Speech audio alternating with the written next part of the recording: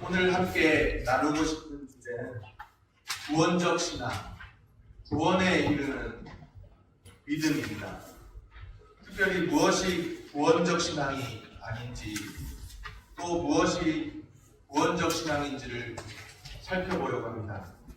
오늘 이 시간에는 무엇이 구원적 신앙이 아닌지에 초점을 두고 말씀을 나누려고 합니다. 우리가 이제 민수기 공부를 보는데, 민수기는 원래 히브리어 책 이름으로 보면 베미드바르, 광야에서라는 뜻입니다. 광야에서, 참 의미심장한 표현이에요. 이스라엘의 광야 여정이 어떻게 시작되었는지 잘 아시죠? 출애굽 사건 이후에 이들의 광야 여정이 시작되었습니다. 광야 여정의 기록, 민수기에 흐르고 있는 세 경락과 같은 지점이 있습니다. 세 곳의 경락과 같은 지점이 있다는 거죠. 민수기 어디냐면 시내산과 가데스 바네아와 모압 평지입니다. 민수기를 읽어가면서 시내산, 가데스 바네아, 모압 평지를 기억해야 합니다. 홍해를 가르고 나와서 이스라엘은 어디에 도착했죠? 시내산에 도착했습니다. 거기 시내산에서 무엇을 받느냐? 하나님의 법을, 하나님의 백성들이 하나님의 법을 받습니다. 지금 보고 있는, 우리가 오늘 보는 민수기에서는 더욱 이동해서 가데스 바네아라는 곳에 와 있습니다. 민수기 13장 26절에 보면 바란 광야 가데스라는 곳에 도착했습니다. 민수기는 이곳에서 벌어진 일을 구체적으로 기록해 두고 있습니다. 바란 광야 가데스, 이곳에서 벌어진 일을 구체적으로 기록해 뒀습니다. 지금 이들의 광야 여정은 어디를 목적지로 해서 가고 있는 것이냐 하면 약속의 땅, 가나안을 향해서 가고 있습니다. 가나안 땅에 도착하기 전에 그 땅, 가나안 땅을 정탐하기로 했습니다. 과연 그 땅은, 가나안 땅을 정탐하고 정복해야 되는데, 과연 그 땅은 살만한 땅인지, 살기 어려운 그런 땅인지 알고 싶었죠. 이스라엘 12지파의 지휘관 중에서 한 명씩, 12지파니까 한 명씩 차출해서 불러내면 모두 12명을 보내서 그 땅을 정탐하겠습니다. 지휘관급으로 해서 12명을 그 땅을 정탐하겠습니다. 그 정탐꾼들의 보고를 받는 곳이 바란 광야 가데스입니다. 각자 40일 동안 그 땅을 정탐하고 돌아오기로 했습니다. 그런데 돌아온 정탐꾼들의 보고가 서로 엇갈립니다. 약속의 땅에 대해 처음 출발할 때는 품었던 기대가 있고 희망이 있었는데 그 기대와 희망이 다 사라진 것 같습니다. 대부분 정탐꾼의 보고가 실망스럽습니다. 12명의 정탐꾼이 가서 가나안 땅을 정탐했는데 대부분의 정탐꾼의 보고가 실망스럽습니다. 승리의 보고서를 올려드렸더라면 참 좋았을 텐데 승리의 보고서가 아니라는 것이죠. 인생이라는 광야 여정을 걷는 우리의 삶은 어떤가요? 어쩌면 승리의 보고서와는 거리가 있는 것인지도 모르겠습니다. 순간순간 넘어집니다.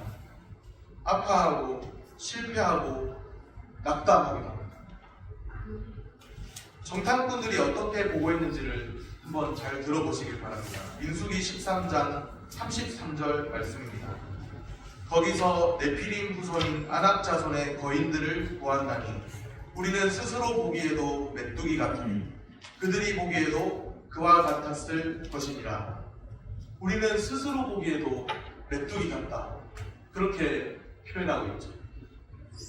그곳에는 아낙 자손이라고 하는 거인들이 있어 우리는 상대도 되지 않아, 우리가 감당할 수가 없다. 지금 광야 여정을 걷고 있는 이들이 누구일까요? 출애굽 사건을 전혀 모르는 사람들이 아닙니다. 출애굽 사건을 이미 경험한 사람들이죠. 홍해를 가르고 나왔고 하나님의 인도하심을 분명히 체험했던 사람들입니다. 출애굽 사건, 어떤 사건이었나요? 하나님의 언약적인 일하심의 결과로 나타난 사건이 출애굽 사건이었죠. 기억하시는지 모르겠습니다. 지난주에 바로 말씀드렸는데 하나님이 그들의 고통 소리를 들으시고 하나님이 아브라함과 이삭과 야곱에게 세운 그의 언약을 기억하사 그러면서 출애굽 사건이 시작되었습니다. 그렇게 해서 일어나게 된 사건이 출애굽 사건이에요. 그리고 출애굽 사건을 경험한 사람들이 바로 이들입니다. 중요한 것은 이것이죠. 그 출애굽 사건을 경험하셨으면서도 여전히 원망하고 불평하는 마음입니다.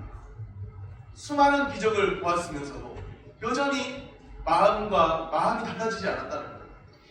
여전히 자기 중심적이고 고집스러운 마음입니다. 목이 고든 백성이라는 표현을 우리가 성경에서 자주 보게 됩니다. 참 고집스러운, 변하지 않는, 여전히 하나님과는 거리가 먼 사람들입니다. 그들의 믿음은 어떤 믿음이라고 생각되시나요?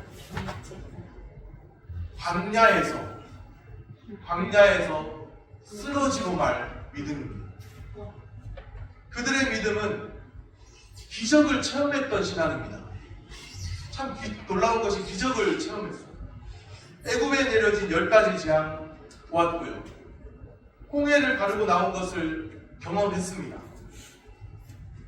한마디로 그들의 신앙은 이적적 신앙, 기적의 신앙입니다. 기적 신앙입니다. 그런데 그들의 믿음은 구원적 신앙이 아닙니다. 광야에서 쓰러지고 말 믿음입니다. 하나님께서 그들에게 말씀하세요. 민수기 14장 한 장만 넘겨서 28절, 29절에 보면 이렇게 말씀합니다. 그들에게 이르기를 여호와의 말씀에 내 삶을 두고 맹세하노라. 너희 말이 내 귀에 들린 대로 내가 너희에게 행하리니 너희 시체가 이 광야에 엎드러질 것이라. 이 광야에 엎드러질 것이라. 분명히 민수기 14장 28절, 29절에 보면 광야에 엎드러질 것이라고 말씀하고 있습니다. 또 한 번 확인해 보시기 바랍니다. 민수기 14장 32절, 33절 말씀입니다. 너희의 시체는 이 광야에 엎드러질 것이요 너희의 자녀들은 너희 반역한 죄를 지고 너희의 시체가 광야에서 소멸되기까지 40년을 광야에서 방황하는 자가 되리라. 이 광야에 너희의 시체는 이 광야에 엎드러질 것이요 분명하게 말씀합니다. 출애굽 사건을 경험했고 홍해를 가르고 나왔는데 많은 이적을 체험하고 기적을 체험했는데 그들은 광야에 엎드러지고 말 사람들이라고 분명하게 하나님께서 말씀하십니다. 아하, 참 놀랍죠. 그들은 기적을 체험했습니다. 이적적 신앙은 될 수도 있어요. 기적의 신앙인 거예요. 어떻게 보면 이 기적신앙, 살아있는 믿음이라고 볼 수도 있을 것 같은데 그런데 그들의 믿음의 실체는 구원적 신앙이 아니라는 거예요. 구원에 이르는 믿음이 아니라는 거예요. 광야에서 쓰러지고 말 믿음입니다. 구원적 신앙은 광야에서 쓰러지고 말 믿음이 아닙니다. 깨닫는 은혜가 있기를 바랍니다. 오늘 우리에게 있는 믿음의 실체는 무엇일까요? 오늘 우리에게 있는 믿음은 구원적 신앙으로, 구원에 이르는 믿음으로 드러나게 되기를 소원합니다. 대략 40년이라는 긴 세월을 광야에서 방황하며 살아야 했죠. 그들에게는 하나님 백성의 정체성이 없습니다. 오히려 그들은 스스로 뭐라고 말하느냐 하면 스스로 메뚜기 같다고 말합니다. 우리는 스스로 보기에도 메뚜기 같습니다. 스스로 보기에도 메뚜기 같답니다. 혹시 우리 중에도 그런 분 계세요? 나는 스스로 보기에도 메뚜기 같다. 작고 보잘것없고 누군가 밟으면 밟혀 죽을 것만 같아요. 형편없는 존재랍니다.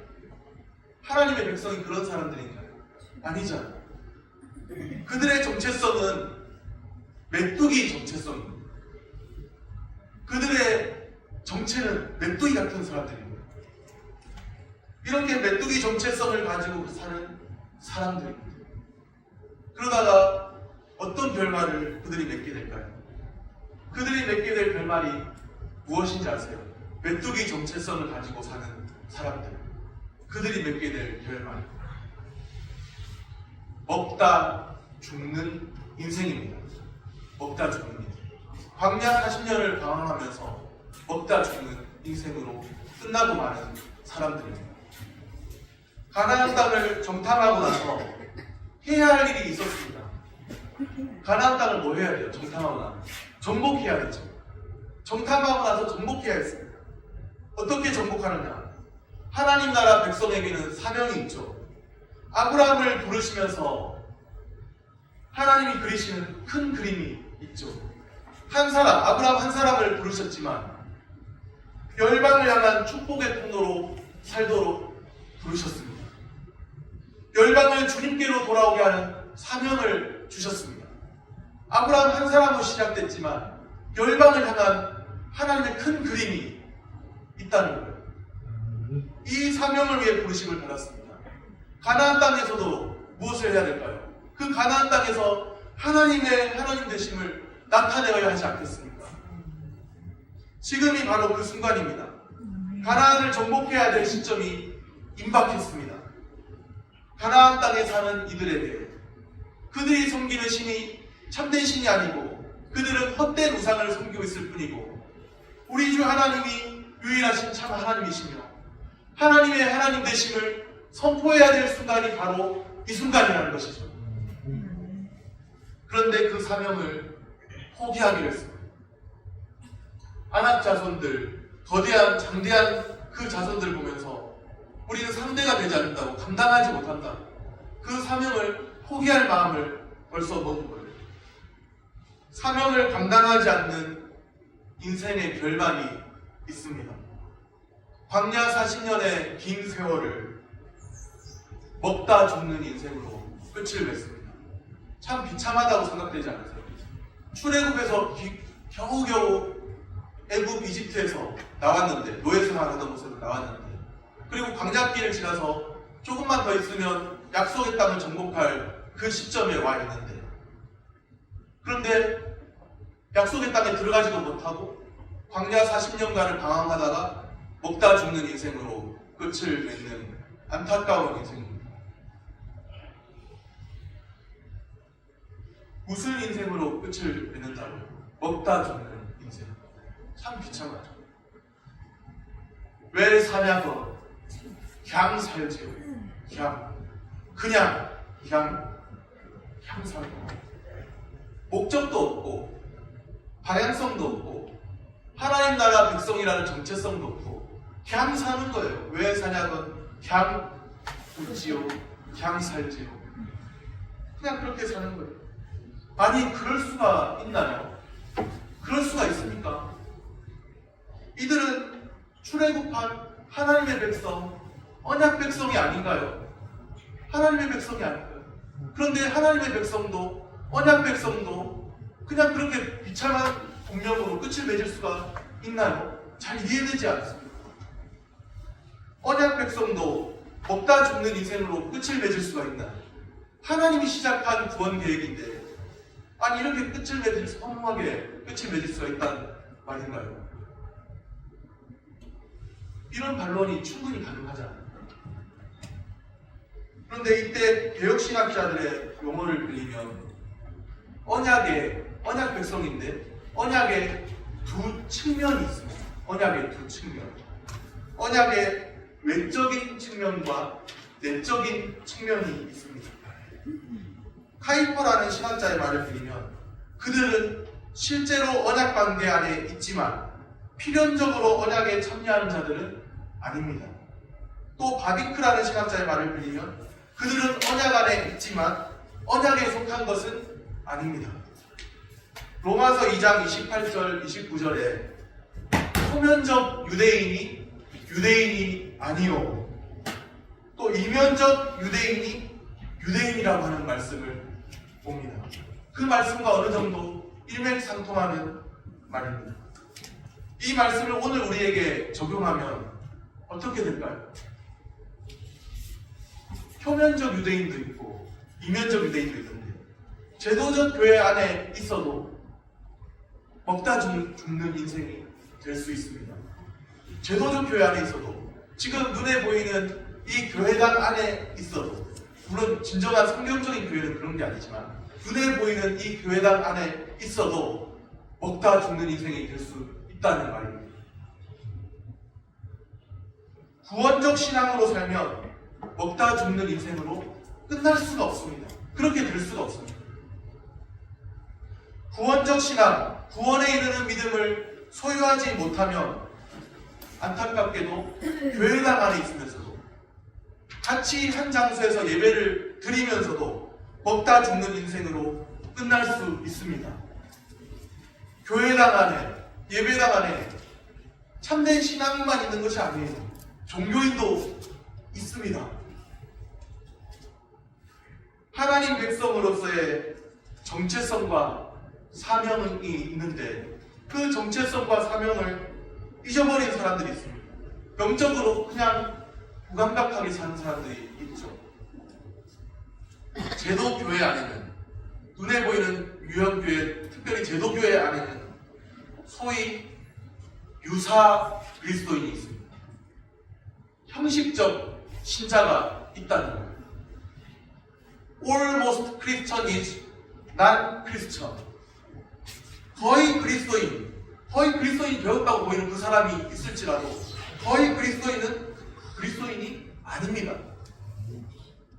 거의 그리스도인 같아 보여도 전혀 그리스도인이 아닌 거예요.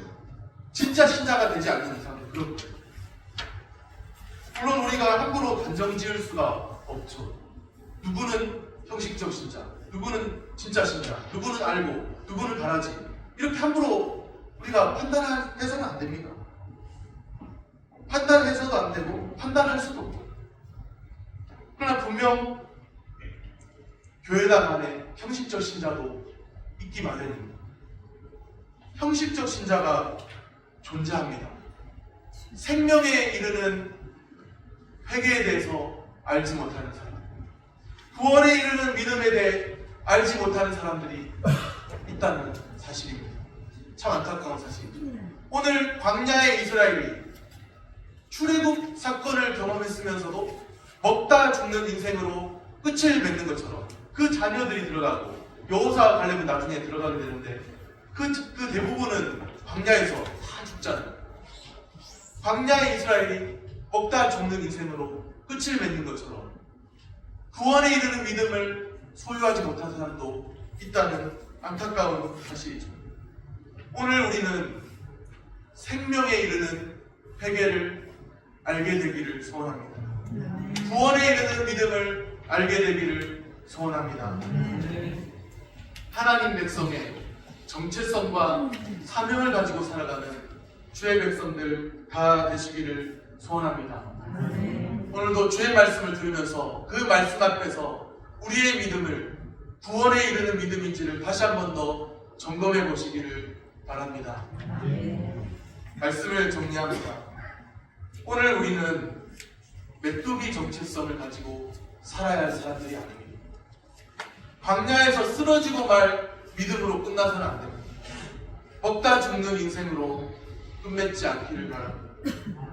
하나님 백성으로서의 정체성과 사명을 회복하는 은혜가 우리에게 있기를 소원합니다.